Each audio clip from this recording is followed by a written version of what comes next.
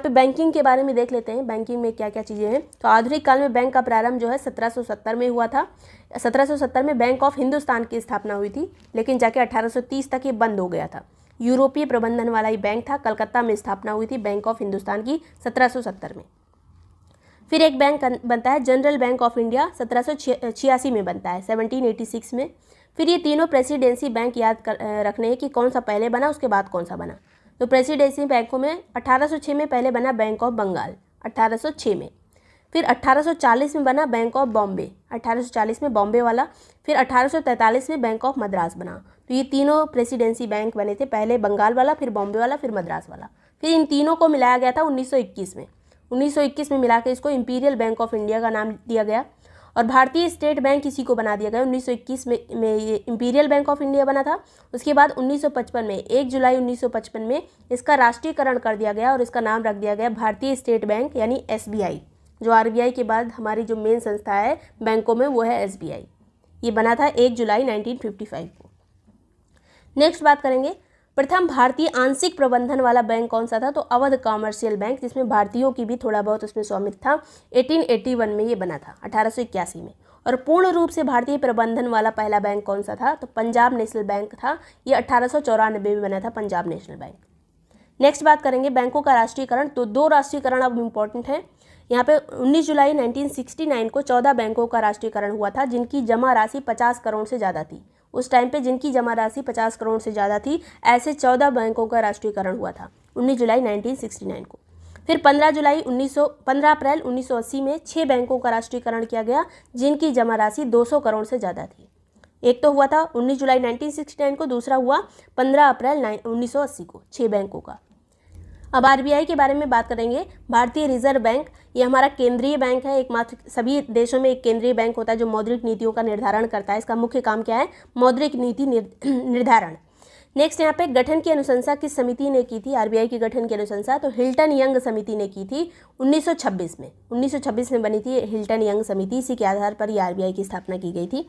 और RBI की स्थापना कब हुई थी? तो 1 अप्रैल 1934 को, 1 अप्रैल 1935 को स्थापना हुई थी। लेकिन जो एक अधिनियम आया था, भारतीय रिजर्व बैंक अधिनियम, ये आया था 1934 में।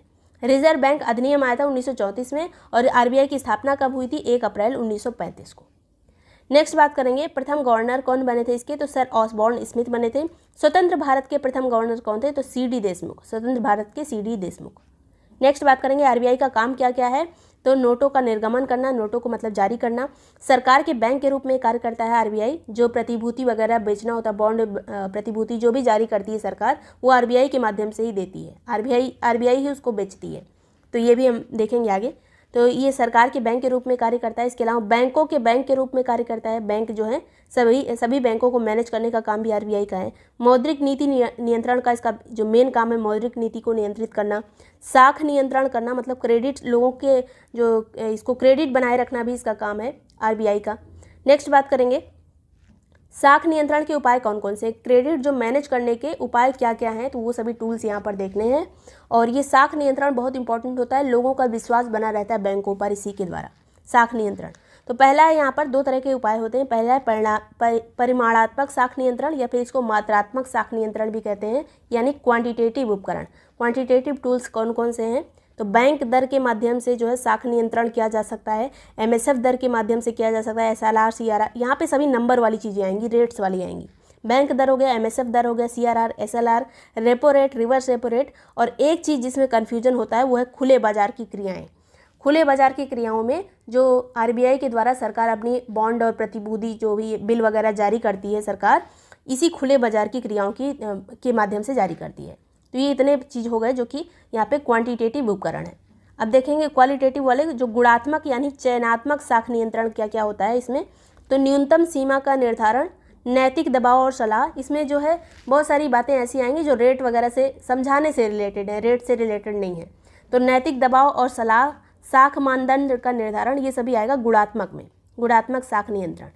नेक्स्ट बात करेंगे, इसमें ये जो नैतिक दबाव है ये बहुत पूछा जाता है। मौद्रिक नीतियाँ क्या क्या होती हैं? तो इसका उद्देश्य क्या होता है मौद्रिक नीतियों का? मुद्रास्फीति का नियंत्रण करना, आर्थिक समृद्धि करना, मतलब वही आर्थिक समृद्धि जिसमें GDP वगैरह देश की बढ़ती है तो उसको सुनिश्चित करना।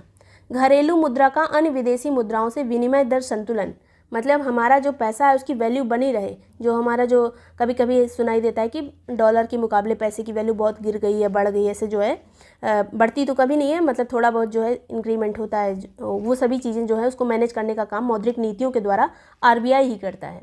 अब मौद्रिक नीतियों के कुछ और टूल्स होते हैं, कौन कौन से? एक ट्रेडिशनल टूल्स होते हैं, नॉन ट्रेडिशनल। ट्रेडिशनल वाले में एक होता है क्वांटिटेटिव, एक होता है क्वालिटेटिव।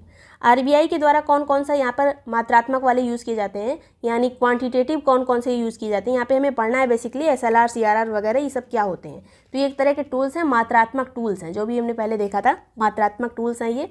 और गैर पारंपरिक यानी नॉन ट्रेडिशनल, ये बहुत कम यूज़ किए जाते हैं और इनको इसमें वही चीज़ें आएंगी जैसे हेलीकॉप्टर हुवर वगैरह होता है, जो पैसे को खींच लेना। हेलीकॉप्टर हुवर में जैसे उसको भी कहा जा सकता है, जो अभी डीमोनेटाइजेशन हुआ था 2016 में, उसमें पैसे को मार्केट से एकदम से खींच लिया गया था। तो ये भी है गैर पारंपरिक उपकरण। ट्रेडिशनल में आते हैं ये सभी सीआरआर, एसएलआर वगैरह, इसकी द्वारा मैनेज किया जाता है। तो ज़्यादा बार यही यूज़ होता है। सीआरआर क्या होता है? तो कैश रिजर्व रेशियो, बैंक का वह हिस्सा जो आरबीआई के पास रहता है उसे कहते हैं सीआरआर। इस पर बैंक को ब्याज नहीं मिलता है, याद रखना, ये पूरी तरह से मार्केट से बाहर हो जाता है ये पैसा। वर्तमान में रेट कितनी है? इसी वीडियो के लास्ट में सभी रेट्स जितनी भी हैं वो एक बॉक्स में लिख दी गई हैं, लास्ट में हम देख लेंगे। तो ये है कैश रिजर्व रेशियो। एसएलआर क्या है? तो स्टैट्यूटरी लिक्विडिटी रेशियो, ये वो हिस्सा होता है बैंक का जो बैंक को अपने स्वयं के पास रखना पड़ता है। कितना पैसा आप रिजर्व के रूप में अपने पास ही रखो, उसको मार्केट में मत डालो। इसको जो है एसएलआर को वो बैंक जो है नगद के रूप में भी रख सकता है, सोने के रूप में भी रख सकता है, या फिर प्रतिभूति के रूप में भी रख सकता है। प्रतिभूति जो है ज़्यादातर बैंक जो है सोचते हैं कि प्रतिभूति के रूप में रखें। प्रतिभूति को बाद में गिरवी भी रखा जा सकता है, अभी हम देखेंगे। तो ज़्यादातर जो है प्रतिभूतियों के रूप में ही रखता है बैंक इन पैसों को, एसएलआर को, और ये पैसा भी मार्केट से बाहर हो जाता है। अब प्रतिभूति जो है दो तरह की होती है, एक बिल जारी किया जाता है, एक बॉन्ड। बिल जो है 1 साल के लिए जारी किया जाता है, बॉन्ड 1 साल से ज़्यादा के लिए जारी किया जाता है। और ये सरकार के माध्यम से प्रतिभूति जो होती है सरकार जारी करती है। लेकिन बैंक इसको कहाँ से खरीदते हैं? तो बैंक आरबीआई के द्वारा इसको खरीदते हैं। प्रतिभूति जो है सरकार बैंकों को आरबीआई को दे देती है, आरबीआई इसको बेचता है सभी बैंकों को। जब भी सरकार को ज़रूरत होती है पैसे की तो वो प्रतिभूति को बना देती है और उसके बाद आरबीआई को दे देती है, आरबीआई उसको बेचता है, बैंकों से पैसा लेता है और सरकार को दे देता है। फिर सरकार उसका यूज़ करती है, अपना जो काम करना होता है, जो काम कराना होता है उसमें यूज़ करती है। नेक्स्ट बात करेंगे। अब रेपो रेट क्या होता है? तो वह ब्याज दर जिस पर बैंक आरबीआई से कम अवधि का लोन लेती है। जब बैंकों को ज़रूरत पड़ेगी तो कहाँ से लोन लेगा? तो आरबीआई से लेता है, लेकिन आरबीआई इस पर ब्याज लेता है, वही ब्याज दर होती है रेपो रेट। और रेपो रेट को कम ज़्यादा बढ़ा के जो मार्केट में पैसा का फ्लो ज़्यादा या कम करा जा सकता है। अगर रेपो रेट को कम कर दिया गया, रेपो रेट बहुत कम हो गया, तो बैंक जो होते हैं आरबीआई से ज़्यादा लोन ले लेंगे, क्योंकि ब्याज तो कम देना पड़ रहा है, तो पैसा बैंकों के पास ज़्यादा हो जाएगा। और जब बैंकों के पास पैसा ज़्यादा रहता है तो वो खूब लोन बांटने लगते हैं, और जब लोन बटेगा तो मार्केट में पैसा बहुत ज़्यादा हो जाएगा, और मार्केट में पैसा ज़्यादा हो गया तो महंगाई बढ़ जाएगी। तो इसीलिए रेपो रेट को कम ज़्यादा करके महंगाई को मैनेज किया जाता है। उसी तरह से रिवर्स रेपो रेट भी काम करता है, वह दर जिस पर आरबीआई बैंकों से कम अवधि का ऋण लेती है। यहाँ पे आरबीआई बैंकों से पैसा ले रही है, बैंकों से ऋण ले रही है, किस पर? रिवर्स रेपो रेट पर।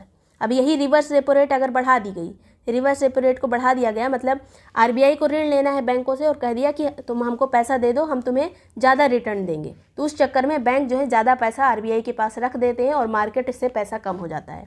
तो यही रिवर्स रेट को बढ़ाने से भी मौद्रिक नीति को मैनेज किया जाता है। एमएसएफ क्या होता है? मार्जिनल स्टैंडिंग फैसिलिटी, वह दर जिस पर बैंक आरबीआई से आपातकालीन स्थिति में कम समय का लोन ले सकते हैं। ये जो होता है एमएसएफ यहाँ पे इंपॉर्टेंट है, मार्जिनल स्टैंडिंग फैसिलिटी। इसमें जो है बैंक आरबीआई से पैसा लेते हैं आपातकालीन स्थिति में, बहुत ज़रूरत हो जब बैंक को, तो बहुत कम समय का आपातकालीन ऋण लेता है बैंक। लेकिन इसके लिए जो है उसको प्रतिभूति को गिरवी रखना पड़ता है। जो अभी हमने देखा था, जो सरकार जो उसके पास अपनी प्रतिभूति रहती है बैंकों के पास, वही गिरवी रखना पड़ता है, तभी एमएसएफ के तहत उसको पैसा मिलता है आपातकालीन।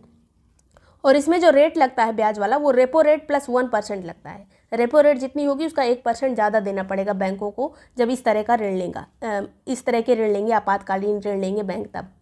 नेक्स्ट बात करेंगे, ओपन मार्केट ऑपरेशन क्या होता है? खुले बाजार की क्रियाएं। तो आरबीआई द्वारा प्रतिभूतियों को बेचा और खरीदा जाता है, यही है खुले बाजार की क्रियाएं, सरकार की प्रतिभूतियों को बेचना और खरीदना। नेक्स्ट बात करेंगे, मुद्रा की पूर्ति के 4 मापक कौन कौन से होते हैं? तो पहला M1 M2, ये क्वेश्चन पूछा जा चुका है इसलिए यहाँ पर है।